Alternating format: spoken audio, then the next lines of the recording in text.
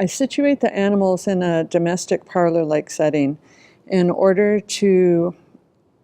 make connections with living spaces of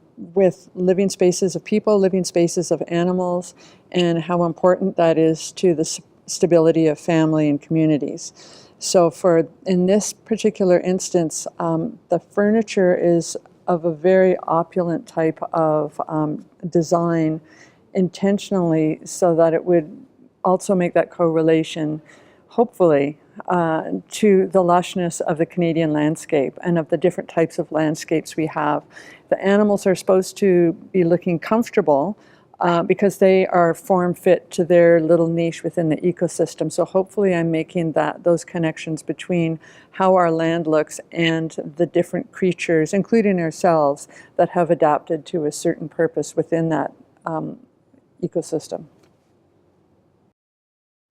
It's fantastic that you're able to see some of these newer works alongside works that were created over a decade ago. Hopefully people will see a continuity through some of the older works, but the newer works also respond to some recent situations that have happened. So for an artist, for myself, it's really exciting to be able to respond to something as it's unfolding, such as things such as the handing down of the Truth and Reconciliation Committee's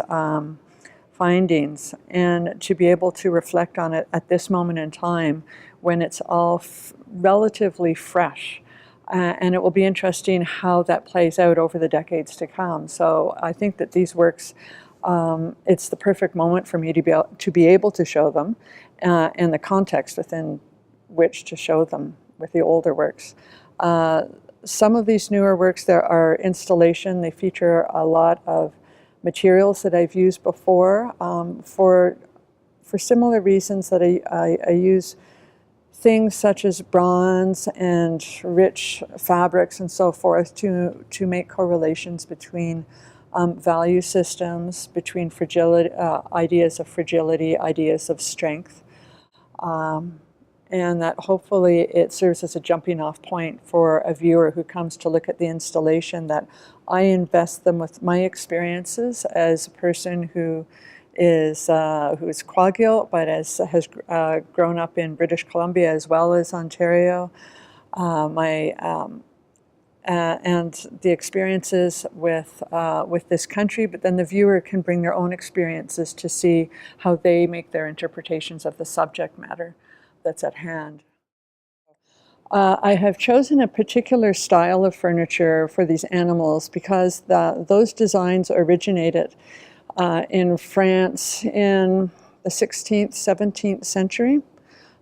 during the reigns of Louis XIV, XV, and XVI, which was also a very important period within Canadian history as far as the new influences that were coming in from abroad, the new market influences that were coming in, and the eventual impact that they had on the land and the people that were existing within North America. So I thought it was pertinent to go to the origins of that time and look to the design to begin that storytelling about the history of how we came to be in this place right now. The wolves are featured in a portraiture style that would commonly be found within the great chateaus in Europe and later in North America, with the head of the household being depicted as well as ancestors. I thought that would be a good format to show the wolves in, because they are in fact the head of the figurative household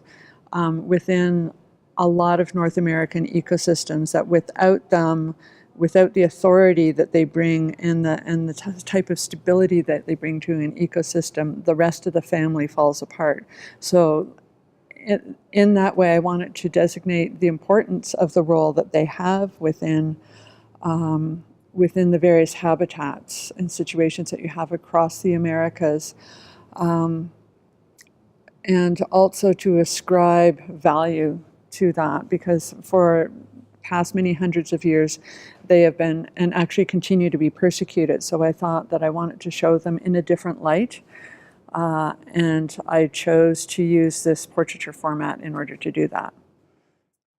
I've chosen to depict the executive summary, which is an over 500 page long document,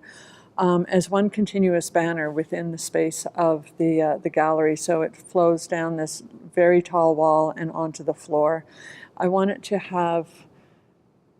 it in this particular format so that there would be this feeling, so you'd get this visual I guess, sensation or visual depiction of the importance and the volumes and what is contained within this particular document. And in front of this long banner, which is unfurling through the gallery, onto the gallery floor, is situated a little bronze beaver who seems to be contemplating the document in front of him, as it were. The bronze beaver is situated on a very ornamented hall chair, and again, something that you would have found in one of a chateau somewhere over in Europe. And I chose to depict him in that manner because I felt that there was, he is acknowledging the weight of what's in front of him, but also that there's now the political will on coming to the table, as it were, on a number of issues to deal with not only cultural issues with the Indigenous people of Canada, but also ideas of land, of the Indigenous species within Canada, and progressive ideas about how to, of preservation, sustainability, respect, all of these things rolled into this. So I just wanted to sort of start that discussion too, from not only an Aboriginal standpoint, but from a species standpoint, as a person who's acknowledging what we have yet to learn, but how we can move forward with what we know so far.